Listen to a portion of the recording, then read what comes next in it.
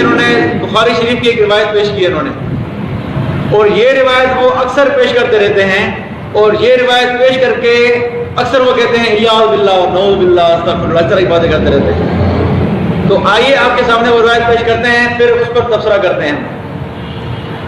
یہ انہوں نے بخاری سے روایت پیش کی ہے کہ سیدنا ابن عمر رضی اللہ عنہ بیان فرماتے ہیں کہ میں اپنی ہمشیرہ ام المومنین سیدہ حفصہ رضی اللہ تعالیٰ عنہ کے پاس گیا، اس حال میں کہ خواتین خانہ زیور پہننے میں مصروف تھی۔ میں نے ان سے عرض کی لوگوں کا معاملہ جو سورج طے کر گیا ہے آپ بخوبی اس سے واقف ہیں، میرا تو کوئی دخل اس امر یعنی خلافت اور اقتدار میں نہیں رہ گیا۔ ام المومنین نے فرمایا تم ابھی جاؤ کیونکہ لوگ تمہارا انتظار کر رہے ہیں، اور مجھے ڈر ہے کہ تمہارے نہ جانے سے انتشار و افتراق پیدا ہوگا۔ ام المومنین سیدہ حفصہ رضی اللہ تعالیٰ عنہ نے بااصرار انہیں بھیج کر ہی چھوڑا، چنانچہ سب لوگ متفرق ٹکڑوں میں بیٹھ گئے۔ تو حضرت معاویہ بن ابی سفیان رضی اللہ عنہ نے مسئلہ تحکیم کے بعد پہلی دفعہ، یہ انہوں نے ہیڈنگ دی ہے مرزا صاحب نے، مسئلہ تحکیم کے بعد پہلی دفعہ وہاں مدینہ شریف میں خطبہ دیا اور کہا کہ جو کوئی اس امر بریکٹ دیا ان کے خلافت و اقتدار میں بولنا چاہتا ہے تو وہ ذرا سر اٹھا کے تو دکھائے، یقیناً ہم اس کے اور اس کے باپ سے بھی زیادہ اس خلافت کے مستحق ہیں۔ پھر لکھا انہوں نے نعوذ باللہ من ذالک۔ ٹھیک ہے جی، اب پہلے یہاں تک ہم بات کرتے ہیں۔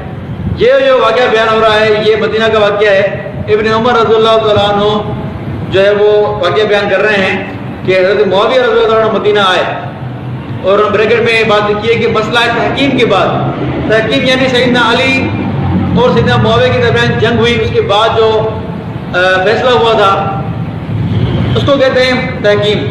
تو تحکیم کے بعد کا واقعہ پیش کر رہے ہیں کہ تحکیم کے بعد حضرت معاویہ رضی اللہ عنہ کیا مدینے آئے، اور انہوں نے مدینے پر مسجد نبی میں خطبے میں بات کی کہ جو یہ کہتا ہے کہ جو اس مسئلے یعنی خلافت کے مسئلے میں ہم سے اختلاف کر رہا ہے وہ ذرا ہمارے سامنے اگر بات تو کرے، ہم اس سے اور اس کے باپ سے بھی اس یعنی خلافت کے زیادہ حقدار ہیں۔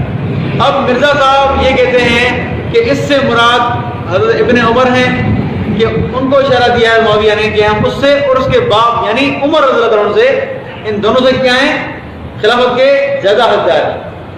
اب انہوں نے یہ بات پڑھ کے پھر یہ لکھی ہے نعوذ باللہ من ذالک، اور بیان میں کہتے ہیں الیاذ باللہ، یعنی گویا یہ الفاظ حضرت معاویہ رضی اللہ عنہ کے ہیں کہ میں اس سے اور اس کے باپ سے زیادہ حقدار ہوں، یہ ان کے نزدیک کیا ہے، یہ گستاخی ہے، کس کی، سیدنا عمر رضی اللہ عنہ کی۔ تو سب سے پہلا سوال میں سے کروں گا کہ بھئی سیدنا عمر کی گستاخی کس طرح ہے؟ اگر آپ یہ کہتے ہیں کہ سیدنا عمر رضی اللہ تعالیٰ عنہ کو انہوں نے خلافت کا حقدار نہیں سمجھا تھا بلکہ خود کو سمجھا ہے، تو یہاں ایسی کوئی بات نہیں ہے کہ عمر حقدار تھا ہی نہیں خلافت کا۔ اگر آپ یہ مطلب لینا چاہتے ہیں کہ عمر سے زیادہ میں حقدار ہوں تو یہ مطلب آپ لے سکتے ہیں، نکل سکتا ہے یہ، لیکن چلیں ہم مان لیں کہ یہ اگر مطلب نکلتا ہے کہ میں عمر سے زیادہ حقدار ہوں خلافت کا، تو مجھے یہ بتائیں گستاخی یہ کس طرح ہوئی ہے؟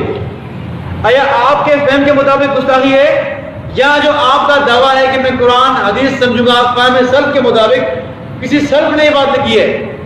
اس بخاری کی روایت کی شرح تو علماء نے کی ہے، علامہ عینی نے بھی کی ہے، ابن حجر عمران نے بھی کی ہے، علامہ قسطلانی نے بھی کی ہے، لیکن کس نے یہ بات لکھی ہے کہ معاویہ رضی اللہ عنہ کا یہ جملہ گستاخی تھا عمر رضی اللہ عنہ کی؟ ایک حوالہ پیش کریں ذرا، کیونکہ آپ کا دعویٰ ہے نا ہم قرآن سمجھیں گے حدیث سمجھیں گے فہم سلف کے مطابق، تو وہ کہاں ہے فہم سلف؟ ذرا پیش کریں ایک بات۔ دوسری بات، ابن عمر رضی اللہ عنہ نے کہا ہے، اس بخاری کی پوری بات پڑھ کے دیکھیں آپ، ابن عمر نے کہا ہے کہ اس نے میرے والد کی گستاخی کی ہے، ذرا پیش کریں ابن عمر سے۔ وہاں جہاں بیان ہو رہا تھا وہاں اتنے صحابہ کرام موجود تھے، مدینے کا شہر ہے، تابعین موجود تھے، لیکن کسی نے بھی اعتراض نہیں کیا کہ ماگیا تو عمر کی گستاخی کر رہا ہے، کسی نے کہا لیکن کسی نے بھی نہیں کہا۔ یہ فہم کس کا ہے؟ یہ مرزا کا فہم ہے۔ اچھا جی، مرزا صاحب اگر اسی فہم کو لیتے ہیں کہ حضرت معاویہ رضی اللہ عنہ نے یہ بات کی کہ عمر سے زیادہ حقدار خلافت کا یہ گستاخی ہے، تو پھر آئیں ذرا فتوے لگائیں، ہم حوالہ پیش کرتے ہیں آپ کے سامنے۔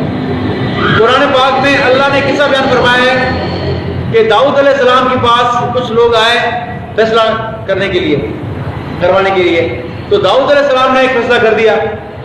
اس فیصلہ کرنے کے بعد جب وہ لوگ سلیمان علیہ السلام کے پاس آئے تو انہوں نے کیا کہا؟ ابن کثیر، تفسیر ابن کثیر کی روایت ہے، یہ سورہ الانبیاء آیت نمبر 78، اس میں الفاظ ہیں فَفَهَّمْنَاهَا سُلَيْمَانَ، کہ ہم نے یہ فیصلہ سلیمان کو سمجھایا تھا۔ اس آیت کے تحت ابن کثیر لکھتے ہیں فَقَالَ لَوْ وَلَّيْتُ أَمْرَكُمْ لَقَضَيْتُ بِغَيْرِ هَذَا، کہ جو فیصلہ داؤد علیہ السلام نے کیا ہے میں اس کے برعکس دوسرا فیصلہ کرتا۔ اب داؤد علیہ السلام کیا ہیں؟ اس وقت کے نبی بھی ہیں اور اس وقت کے بادشاہ بھی ہیں، خلیفہ بھی ہیں، لیکن سلیمان علیہ السلام کیا کر رہے ہیں؟ وہ یہ کر رہے ہیں کہ میں اس سے برعکس فیصلہ کرتا، میں دوسرا فیصلہ کرتا۔ یعنی سلیمان علیہ السلام کے یہ الفاظ کہ داؤد علیہ السلام کے فیصلے کو جو ہے وہ کیا کیا انہوں نے، اگر آپ کا ذہن لیں، ہم جو مرزا کا ذہن ہے وہ ہم ذہن لیں تو گویا سے یہ ثابت ہوتا ہے کہ سلیمان علیہ السلام داؤد علیہ السلام کو کیا لائق نہیں سمجھا کہ وہ خلافت جو ہے وہ فیصلے کے لائق ہے، جو انہوں نے فیصلہ کیا وہ غلط فیصلہ کیا۔ اسی لیے جو سلیمان نے کہا کہ اگر میں فیصلہ کرتا، اگر میرے پاس کوئی مسئلہ آتا تو میں اس طرح فیصلہ نہیں کرتا، کچھ اور فیصلہ کرتا۔ تو اگر مرزا والی ذہنیت لیں، اس ذہن کے مطابق یہ ثابت ہوتا ہے کہ سلیمان علیہ السلام نے داؤد علیہ السلام کو فیصلے کا اہل نہیں سمجھا، یا انہوں نے داؤد علیہ السلام کے فیصلے کو غلط سمجھا۔ تو آپ کیا فتویٰ دیں گے مرزا صاحب؟ ذرا بسم اللہ کریں، فتویٰ لگائیں، یہاں بھی کہیں اعجاز اللہ استغفر اللہ، یہاں کیوں نہیں کہتے آپ؟ اچھا ایک بات آگے چلیں، آپ کے نزدیک یہ بات گستاخی ہے نا کہ جو یہ کہے کہ سیدنا معاویہ رضی اللہ عنہ سیدنا عمر سے یا دوسروں سے افضل ہے، تو آپ کے نزدیک کیا ہے؟ یہ گستاخی ہے۔ آئے ذرا فتویٰ لگائیں۔ خود عمر رضی اللہ عنہ کے بیٹے ابن عمر رضی اللہ عنہ، ابن کثیر نے، علامہ ابن کثیر نے البدایہ والنہایہ جلد نمبر 8 صفحہ نمبر 143 اور تاریخ دمشق میں ابن عساکر رحمہ اللہ جلد نمبر 59 صفحہ نمبر 173 انہوں نے پوری سند نقل کی ہے۔ انہوں نے 3 اسناد نقل کی ہیں تاریخ دمشق میں، اور 3 اسناد کے ساتھ یہ روایت نقل کی ہے ابن عمر سے۔ ابن عمر کے فرمان نقل کیا ہے، وہ کہتے ہیں کہ ما رأیت آدم بعد رسول اللہ صلی اللہ علیہ وسلم اسود من معاویہ۔ ابن عمر کہتے ہیں کہ میں رسول اللہ صلی اللہ علیہ وسلم کے بعد اس حکومت کا زیادہ بہترین حقدار دیکھتا ہوں کہ معاویہ کے بعد کوئی بھی نہیں ہے، نبی کے بعد معاویہ سے بہتر خلافت کا حقدار ہے۔ کون کہہ رہا ہے؟ ابن عمر کہہ رہے ہیں۔ وہاں پر سوال ہوا وکیل ہے ولا ابو بکر، سوال ہوا کہ ابو بکر خلافت کے حقدار نہیں ہے، سوال کر رہا ہے، سوال کیا تو وہ جواب کیا دے رہے ہیں ابن عمر؟ کہہ رہے ہیں کہ قال کان ابو بکر و عمر و عثمان خیر منہ، کہ ابو بکر عمر عثمان تو معاویہ سے خیر تھے، اچھے تھے، افضل تھے، لیکن وہ اسود، لیکن معاویہ زیادہ بہترین خلیفہ تھا، زیادہ خلافت کے بہترین حقدار تھا۔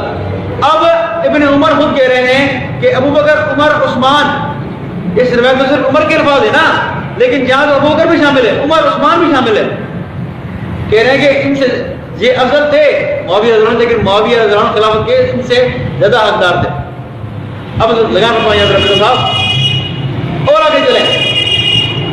اسی تاریخ دمشق میں ابن عساکر نے جلد نمبر 59 صفحہ نمبر 174 ابن عباس نے روایت نقل کی ہے، وہاں مقبول سند موجود ہے، کہتے ہیں ان حمام سمعت ابن عباس رضی اللہ عنہ یقول ما رأیت رجلا کان اخلق للملک من معاویہ، کہ ابن عباس کہتے ہیں کہ میں نے کوئی بھی ایسا انسان نہیں دیکھا جو اس خلافت کا زیادہ حقدار ہو معاویہ کے سوا۔